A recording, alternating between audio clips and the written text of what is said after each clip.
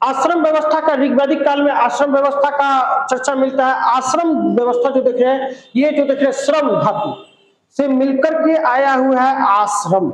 अब इस समय की क्या था कि जो जीवन को कंप्लीट रूप से माना जाता था कि एक मनुष्य जो होता था वो 100 वर्षों तक जीवित रहता था, 100 वर्षों तक जीवित रहता था। ज्वालोक उपनिषद में हम लोग देखेंगे कि पहली बार एक तरीके से इन आश्रम व्यवस्थाओं की चर्चाएं की गई है कि हाँ, आश्रम व्यवस्था में क्या होता था कि इसमें जीवन को पूरी तरीके से 100 वर्ष डिसाइड किया गया है कि जो मानव का जीवन होता है वो 100 वर्ष। अब इस 100 वर्ष में 0 से 25 तक के जो वर्ष होता था इसे ब्रह्मचर्य कहा जाता था। 25 से लेकर के 50 क्या कहते थे, गृहस्थ कहते थे। फिर 50 से लेकर के 75 तक को क्या कहते थे, संन्यास कहते थे। फिर 75 से लेकर के 100 तक को वानप्रस्थ कहते थे। यानी ये जीवन के जो चीजें थी आधार 4 यानी 4 ऋतुओं के आधार पर भी एक तरीके से माने तो इनको डिसाइड किया गया था।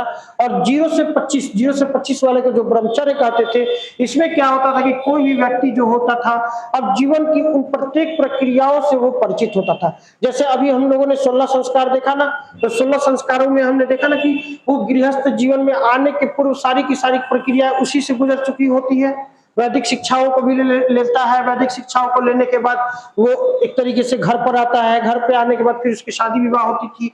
आप लोगों ने बचपन में सीरियल वगैरह में भी देखा होगा, भगवान श्री रामचंद्र या कृष्ण जी जब छोटे छोटे होते हैं तो गुरु जी अपने उनके घर पे आते हैं और गुरु जी के द्वारा उन बालकों को लेकर के अपने गंतव्य स्थान की तरफ चले जाते हैं। वहां पर जाकर के उनके द्वारा देख रहे हैं कि उन लोगों को शिक्षाएं दी जाती थी गुरुकुल में। तो अब उस ब्रह्मचर्य में क्या किया जाता था, कंप्लीट रूप से उस व्यक्ति को तैयार किया जाता था।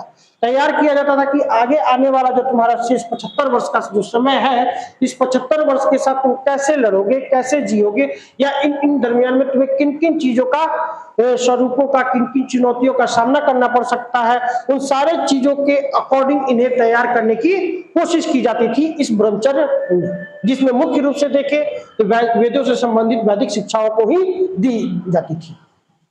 दूसरा गृहस्थ आश्रम। गृहस्थ आश्रम में अब एक तरीके से जो व्यक्ति था, जो बच्चा था, अब पूरी तरीके से वैदिक शिक्षाओं को ले लिया। वैदिक शिक्षाओं को ले लिया, जीवन की जो आने वाली प्रक्रिया है इन प्रक्रियाओं से परिचित हो गया। तो अब वो क्या करता था कि वहां से अपना जब घर पे आता था तो घर पे आने के कुछ समय के बाद उस व्यक्ति की शादी विवाह कर दिए जाते थे। शादी विवाह कर दिया जाता है। इसमें उम्मीद किया जाता था कि वो व्यक्ति जो है अपने वंश को आगे बढ़ाए, इसलिए संतान को उत्पत्ति करे। अब एक तरीके से देखें तो इन आश्रमों की व्यवस्था से देव ऋण यानी देवताओं का ऋण, मानव ऋण यानी मानव जाति पे जो ऋण है, पितृ ऋण यानी पितरों पे जो ऋण है, इन सारे के सारे ऋणों को चुकाने की कोशिश भी की जाती थी। कि हाँ, जो व्यक्ति होता था किसी भी व्यक्ति पे माना जाता है देव ऋण, उस पे देवताओं का ऋण होता है, मानव के अनुसार मानव का ऋण है, कुछ पितरों का भी ऋण होता है। तभी तो देखते हो कि हमारे यहाँ आज एक माह ही मनाते हैं, पितरपक्ष का महीना। पितरपक्ष के महीने में हम क्या करते हैं, जो पितरों के ऋण होते पितरों को अर्पित करते हैं, मतलब एक तरीके से उनको दूर करने की कोशिश किया जाता है। फिर संन्यास आश्रम।